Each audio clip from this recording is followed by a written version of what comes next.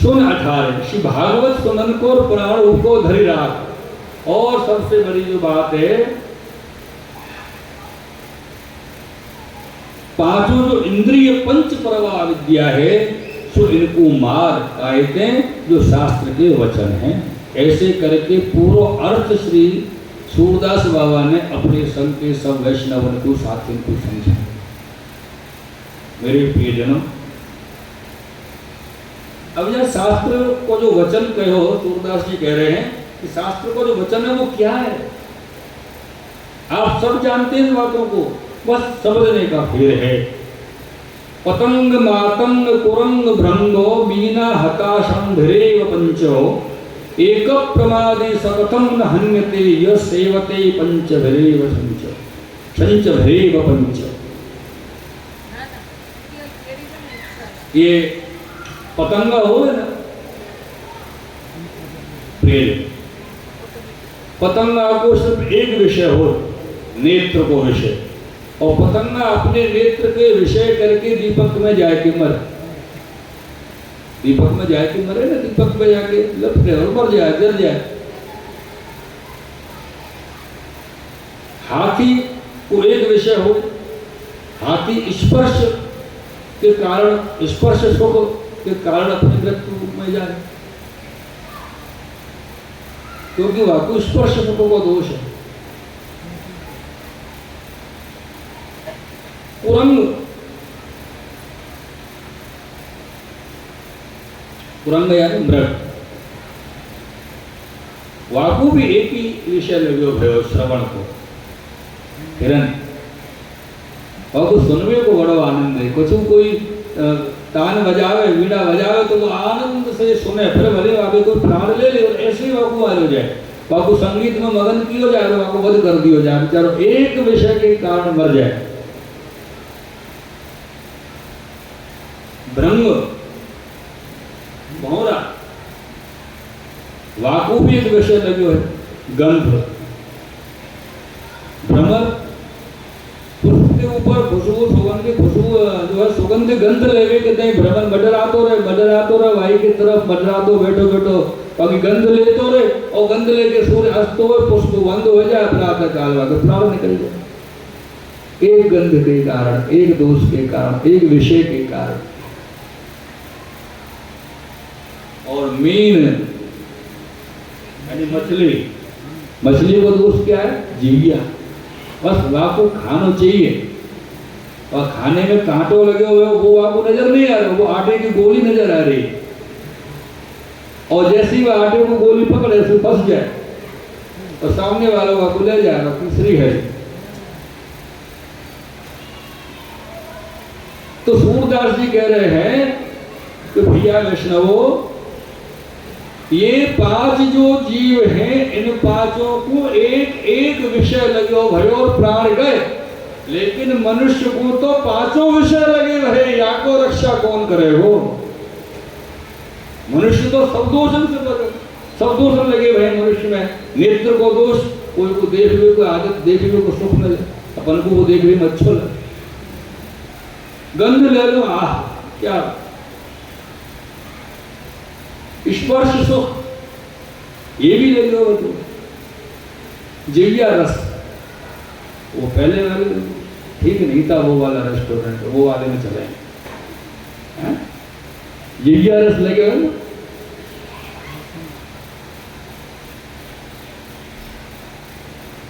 वो प्रभु ठाकुर जी की राजभोग की प्रसादी आई, पाई तो सही, अच्छी थी प्रसाद थी, अच्छी बिल्कुल बहुत अच्छी थी प्रसादी। वो थोड़ा नमक कम था करी में, और शाम को उस रेस्टोरेंट में चलेंगे तो तबियत खुश हो जाएगी। ऐसा ही सोचते हैं बहुत बार, बहुत लोग ऐसा सोचते हैं।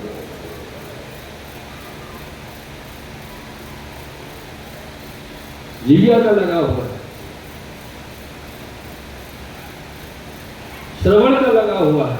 किसी को सुनना बड़ा अच्छा लगता है, जब आप बोलते हैं तो बस ऐसा लगता है बोलते, आपको सुनना हमारे कानों को बड़ा अच्छा लगता है। तो ये एक प्रमादि सकथम न हन्यते य सेवते संच भेव पंचो, जो एक एक दोष विषय के कारण एक एक जीव अपने प्राण त्याग रहा है, प्राण जा रहे हैं, बचा नहीं पा रहा है, संभाल नहीं पा रहा है, तो मनुष्य को तो भैया पांचों दोष लगे हुए हैं, वो कैसे अपने आप को संभालेगा? उसको तो सब अच्छा लगता है।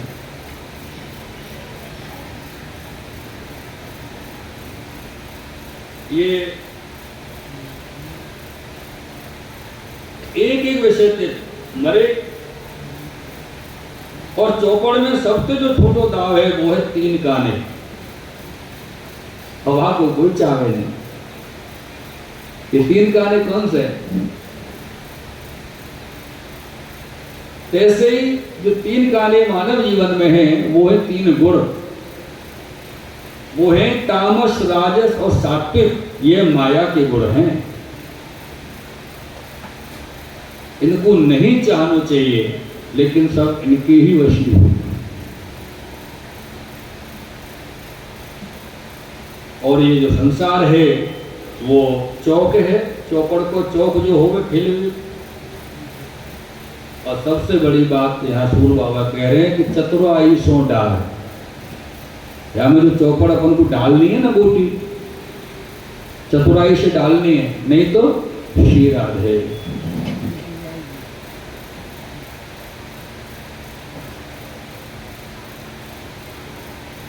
और कह रहे हैं कि जो डाले फिर पीछे मुड़ के मत देख।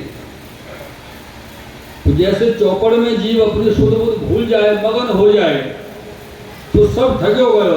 तो कैसे काम क्रोध आदि जो जंजाल हैं और स्त्री रूप भगवत माया है, वासे ये सगरो जगत ठगे हो गए भगवत माया से।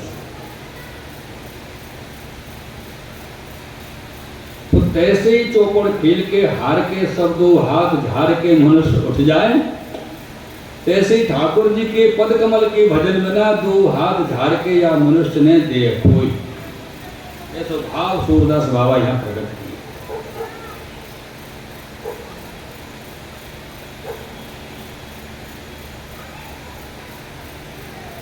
और या प्रकार वैष्णव सुन के श्री सूरदास जी के भाव को वैष्णव बहुत प्रसन्न भई। तो आज सूरदास जी का प्रकार तो आपने समझायो।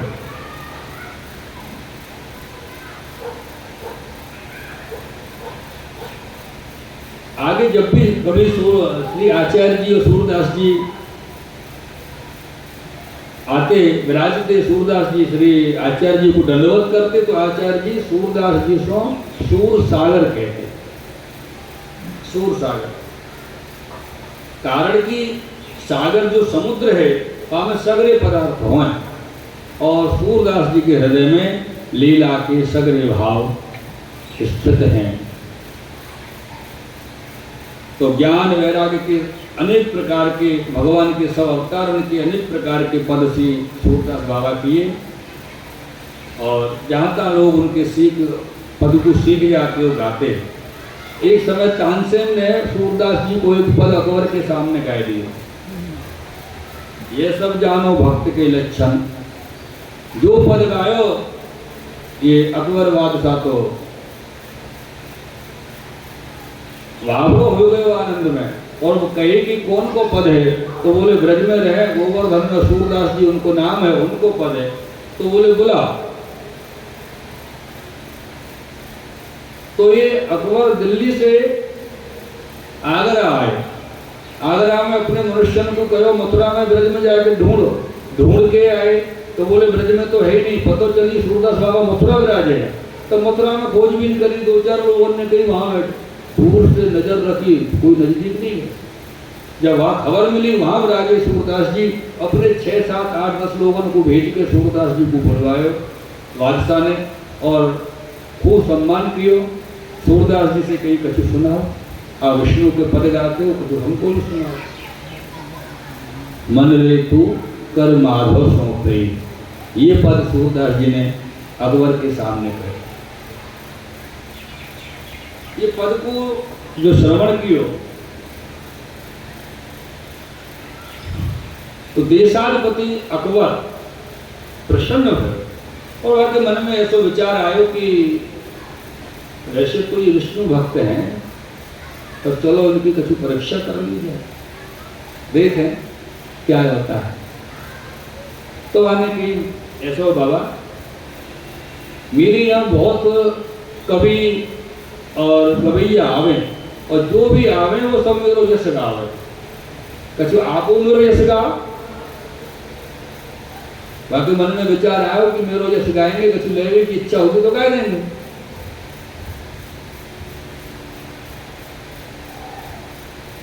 तो सूरदास जी ने कही, नाहिन रयो मन में ठोर, नंद नंदन अछत कैसे आनिए और नाहिन रयो मन में। उत्तरार्ध की जो कड़ी है कि श्याम गात सरोज आनन ललित गति मृदु हास, सूर ऐसे दरस को ये मरत लोचन प्यास।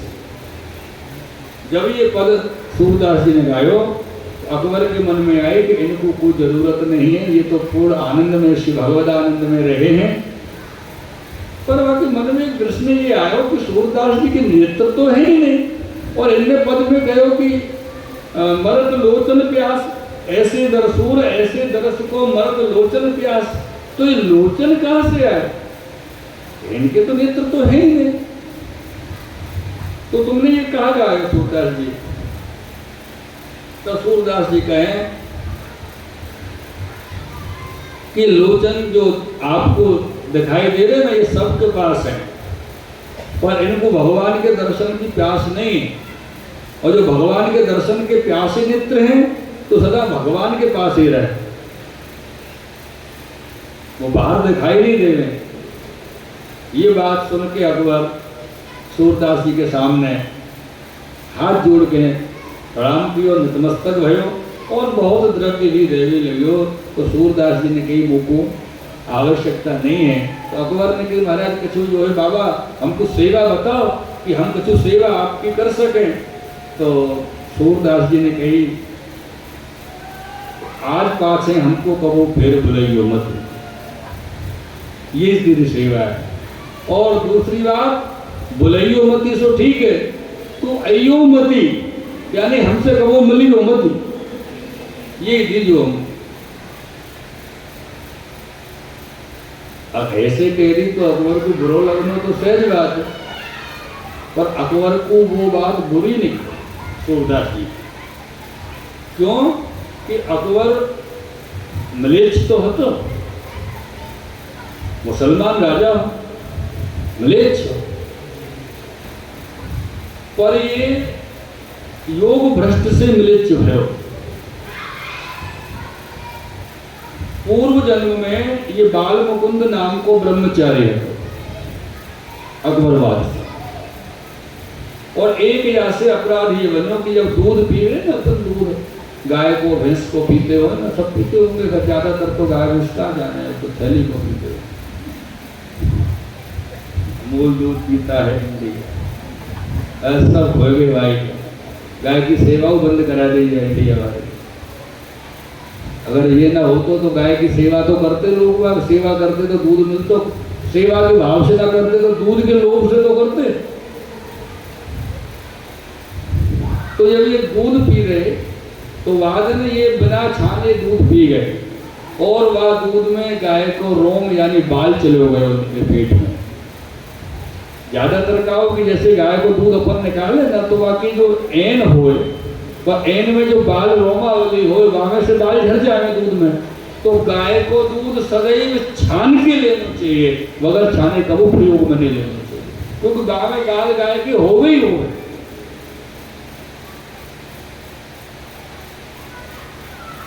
अब चलने में छानो तो अच्छी बात है, बाकी मेरो मानना कि पतले वस्त्र में छानो, तो चलने में होकर के भी बाल के निकसने को चांस रहे, वस्त्र में होते नहीं निकस। यानी ये मलेच्छ हो सूरदास जी तो दंडवत करके अकबर ने विदा की।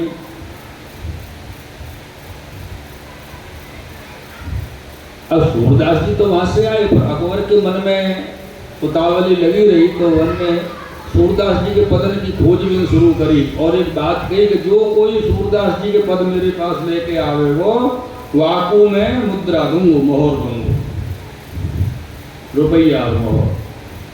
अब बड़े बड़े कवि तो बहुत हो दुनिया में, कवि की कमी थोड़ी है, जाको कहो वही कवि बन के आ जाए, अपने अपने पद लिखला में और वहां में सूरदास जी को नाम लगाया जाए नीचे। बोले लो सूरदास जी को पद। राजा बोले ये सूरदास जी को पद नहीं है, ये सूरदास जी को पद नहीं है। तो सब कवि इकट्ठे होकर राजा से बोले कि आप कैसे कह सको सूरदास जी को पद नहीं है। तो ये विश्वास हो तो अकबर को सूरदास जी के प्रति। उन्होंने कहा कि अब जल मंगाए और जल में एक पात्र, दो पात्र में जल रखे और एक पात्र में उन कवि को जो कागज लिखो हतो पद को वो रखे और एक पात्र में सूरदास जी को जो पद हतो वो ओरिजिनल पद कागज पर लिखो वो जल में डालो।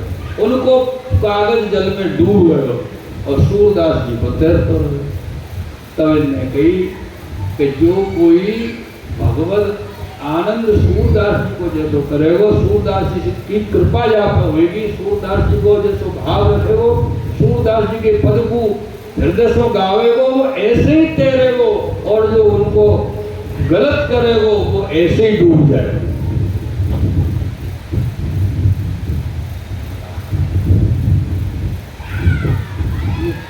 याद आ रही है कि ओरिजिनल आ रही है? अच्छा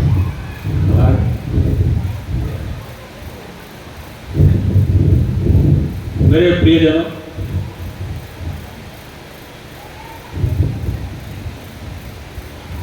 सूरदास जी के भाव, बाबा सूरदास के भाव, मेरे तो आधार, आप थोड़ा कर लेंगे अच्छा लगेगा आपको भी। बहुत देर से क्या शास्त्री जी ने चक्कर में फंसा रहे थे। मेरी तो आधार श्री वल्लभ के चरणारविंद,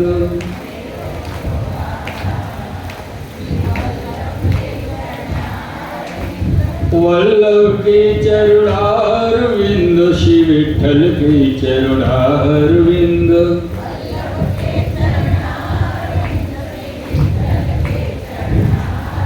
दो वल्लभ के चरणारविंद, विठ्ठल के चरणारविंद,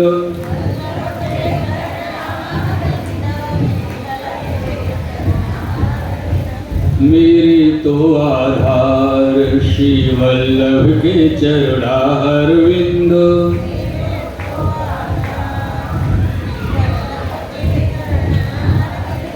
मेरे तो आधार श्री वल्लभ के चरणारविंद,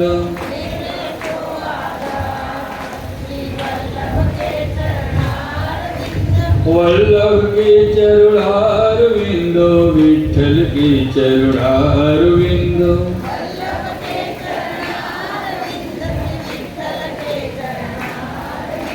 वल्लभ के चरणारविंद, विठ्ठल के चरणारविंद,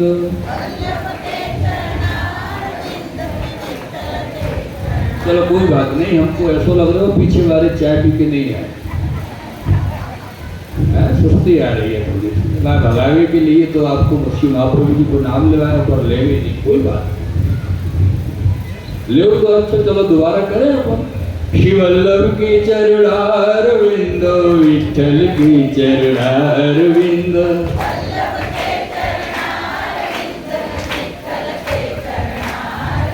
श्री वल्लभ के चरणारविंद, श्री विठ्ठल के चरणारविंद,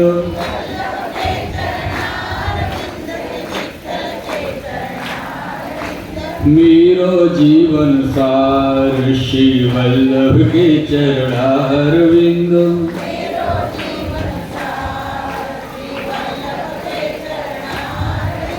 मेरो जीवन सार श्री वल्लभ के चरणारविंद,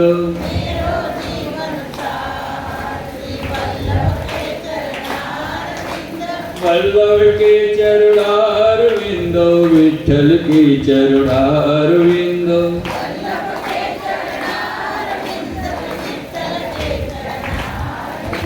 मेरे तो आधार श्री वल्लभ के चरणारविंद,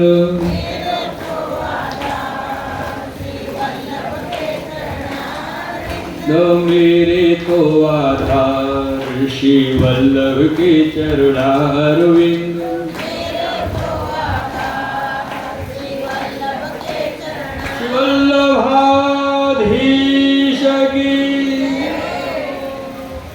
गोसाई जी परम दयाल की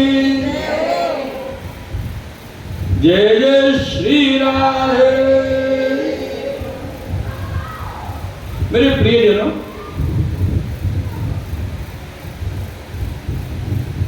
एक दिन श्री गोसाई जी श्री गोकुल सो श्रीनाथ जी द्वारा अर्थात गोपालपुर जतीपुरा बनाए।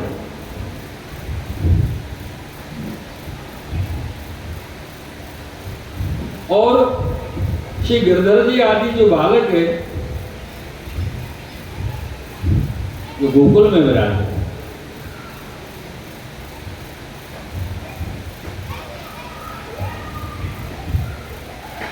तो ये जो बालक है उनमें श्री सूरदास जी से कही कि आप श्री नंदित प्रिय जी को कीर्तन सुनाओ, तब तुम जाइए। तो वो सूरदास बाबा गोकुल में रहे, रुके कि बालक की आज्ञा है।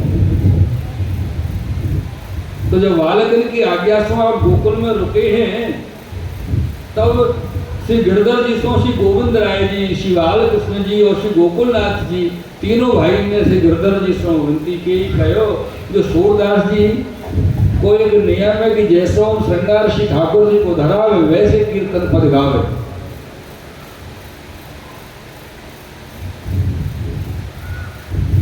ये जैसे आभूषणों विश्व कीर्तन पद करें, वर्णन करें, तो ऐसा करें कोई एक दिन हम श्री ठाकुर जी को अद्भुत श्रृंगार धराए, अद्भुत श्रृंगार करें और सूरदास जी को बतावे नहीं, बिना बताए, और देखें सूरदास जी कैसो कीर्तन करें।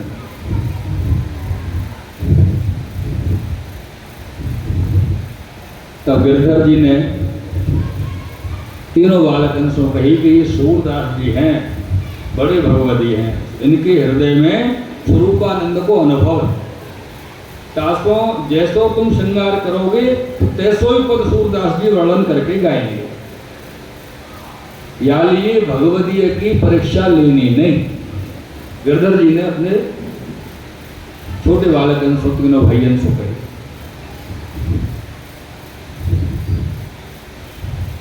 तब उन बालकन ने श्री गिरधर जी से कही जो हमारो मन है तो या में कुछ बाधा है। तब गिरधर जी ने भी हाँ कही, चलो जो सवारे श्री नवनीत प्रिय जी को श्रृंगार करेंगे तो अद्भुत श्रृंगार करेंगे। और सवारे श्री गिरधर जी और तीनों बालक श्री नवनीत प्रिय जी के मंदिर में पधारे और सेवा में नहाए। श्री नवनीत प्रिय जी को जगाए, पाछे भोग धरो, फिर नहवाए के श्रृंगार धारण लगी। तो आषाढ़ के दिन हते, आषाढ़ को महीना, आषाढ़ के दिनन में और गर्मी तो बहुत रहे। अच्छा, बैसाख ज्येष्ठ में जो गर्मी पड़े ना, ज्येष्ठ बैसाख में वो सूखी गर्मी पड़े, और आषाढ़ में तो चिपचिपी वाली गर्मी पड़े, उमस वाली, जो वर्षा है जाए फिर जमीन में से गर्मी निकले, बड़ी विचित्र गर्मी हो। तो बड़ी गर्मी आषाढ़ के महीना में। तो श्री नवनीत प्रिय जी को कछु वस्त्र धारे नहीं, और मोतीन की डोलर मस्तक पर, मोतीन के बाजू पहुंची, कटी, किंकनी, नूपुर, हार सब मोतीन के, तिलक, नकवेशर, करण फूल और कछु धरायो नहीं। इतना ही श्री ठाकुर जी को नवनीत प्रिय जी को धराए। तो सूरदास जी जगमोहन में बैठे रहते ना समय पे, इनके हृदय में अनुभव भयो। तो सूरदास जी अपने मन में विचारे जो आज तो श्री नवनीत प्रिय जी को बड़ो अद्भुत श्रृंगार किया,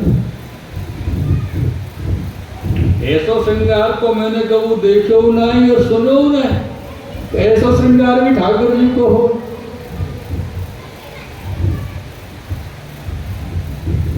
तो श्रृंगार अद्भुत है तो आज ठाकुर जी के सन्मुख में पद हो अद्भुत ही गाया चाहिए, ऐसा विचार सूरदास जी के नाम। दर्शन खुले तो गिरधर जी ने सूरदास जी को बुलाए और कहो सूर बाबा दर्शन करो और कीर्तन गाओ। तब सूरदास जी ने बड़ा अद्भुत कीर्तन श्री ठाकुर जी के सन्मुख में गाए। हाँ, ये सवर्ण पतो हो कि गुनगुनाए भी लगे।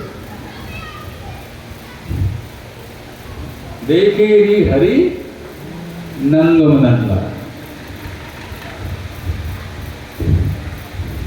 देखे री हरि नंगम नंगा, जल सुप्त भूषण अंग विराजत वसन हीन छड़ उठत तरंगा, अंग अंग प्रति अमित माधुरी निरखि लज्जित रति कोट अनंगा, किलकत दधिशुत मुख लेपन कर शोर हसत ब्रज युवतिन संगा, देखे री हरि नंगम नंगा।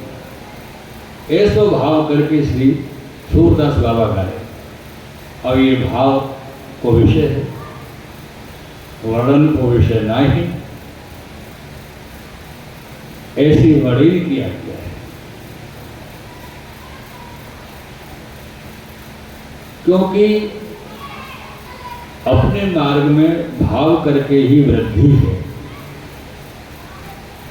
भाव नहीं तो मार्ग में अपन के लिए कछु भी नहीं। भाव है तो सब है।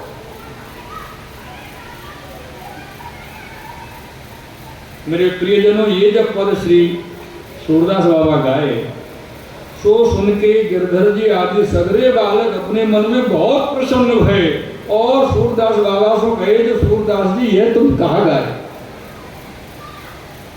तो सूरदास जी ने विनती की नहीं, जो महाराज जैसा आपने अद्भुत श्रृंगार की और वैसा अद्भुत पद मैंने गाया। ये सुन के सब बालक सूरदास जी के ऊपर खूब प्रसन्न भये। तो पीछे सब बालक सूरदास जी से कहे,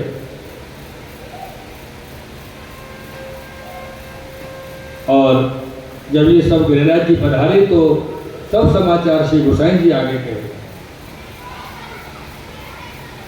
तब श्री गोसाई जी गिरधर जी से कहे, जो सूरदास जी की क्या बात है, ये तो पुष्टि मार्ग के जहाज हैं। जहाज जानो ना? नहीं जानो? तो उड़वे वाला जहाज नहीं, ऐसा मत सोचिए उड़वे वाले जहाज की बात चल रही है, माल वाहक जहाज की बात चल रही है, जहाँ में सब भरे हो जाए, सब प्रकार की सामग्री, अनेक अनेक प्रकार की सामग्री भरी जाए ना। ठीक वही प्रकार से श्री सूरदास जी को हृदय ऐसा विशाल जहाज है कि हम अनेक प्रकार की लीला सामग्री भरेगी। क्या लिए श्री गोसाई जी ने सूरदास बाबा को जहाज, इनको भगवत लीला को अनुभव अष्टप्रहर श्री सूरदास जी को रहे। मेरे प्रियजनों, ऐसे क्रम चलते रहे। सूरदास बाबा श्री ठाकुर जी की सेवा में रहे। एक ब्रजवासी बालक सूरदास जी की सेवा में रहे, तो जब वो ब्रजवासी बालक सूरदास जी की सेवा में रहे तो उनकी देखभाल कर, तो कि कभी कहीं आनो जानो हो, कि जल लानो हो, कि कोई वस्तु सूरदास जी के लिए देनी है। अब एक दिन सूरदास जी प्रसादी पा रहे, भोजन करने बैठे, तो वो बालक को नाम हो तो गोपाल, वह बालक से कही कि मैं भोजन प्रसादी लोगों तो ऐसा करिए, लोटी में जल भर के रख दीजिए। हाँ बाबा रखूं। अब वो हाथों कर गए और भूल गए, और गयो कहा गोबर इकट्ठो कर। अब गोबर इकट्ठो कर भी गए, और दो चार वैष्णव मिल गए, तो बात नहीं में लग गए। इधर सूरदास जी भोजन करो प्रारंभ कियो, और भोजन करते करते प्यास उनके गले में अटक गए, और ऐसा अटको कि आवाज ही न निकले मुंह से। और वो इधर उधर खोजे बेचारे, वो लोटा को जल पात्र को, लेकिन जल पात्र हो तो मिले, जल पात्र तो धरे ही नहीं। मेरे प्रियजनों, विशिष्ट बात यह है कि जब जल पात्र नहीं धरे हो और सूरदास जी के प्राण अटक गए गले में, कि अब का हो प्राण निकले जैसे जब बात हुई, तो बोले गोपाल, ऐसे अंदर के भाव से जो आवाज आई, वाणी की नहीं आई, भाव से जो आवाज आई, तो मंदिर के गोपाल या वस्तु को सहन नहीं कर सके या पीड़ा को सूरदास जी की को, और अपनी झाड़ी जी को लेके आके सूरदास जी के सामने रख गए।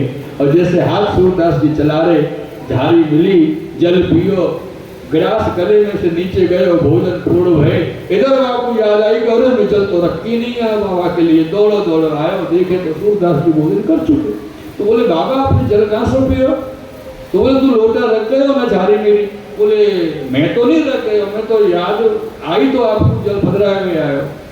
तो बोले तेने तो तेरो नाम गोपाल वैसी धरायो, तू गोपाल नहीं है।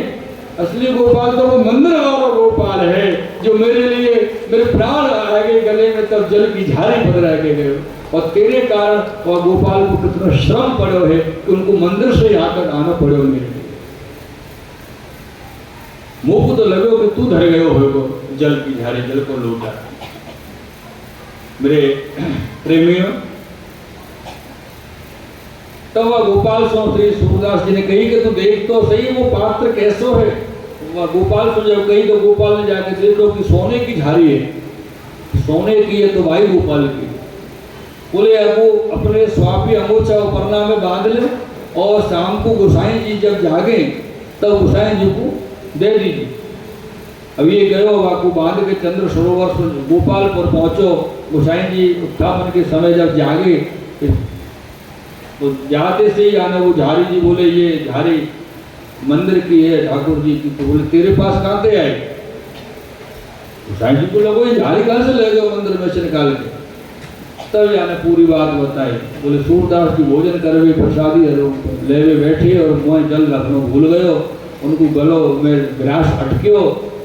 तो ये गोपाल ठाकुर जी उनको अपनी झारी दे आए, तब उनको प्राण बचे। तो गोसाई जी आए थे श्री ठाकुर जी उत्थापन किए और वो झारी जी आशा करके नयो वस्त्र लपेट के ठाकुर जी के पास पधराए। तो सूरदास जी की बड़ी रक्षा करी। ऐसे करके गोसाई जी श्री ठाकुर जी से कहे तो तुम बिना कौन वैष्णव की रक्षा करे। तब श्रीनाथ जी ने कही जो सूरदास के गले में कौर डग गए तो व्याकुल बहुत भरे तासो झारी रहा है। तो कहे थे तो सूरदास जी व्याकुल है। ऐसे ठाकुर जी कहे ना सूरदास जी व्याकुल है, या अभिप्राय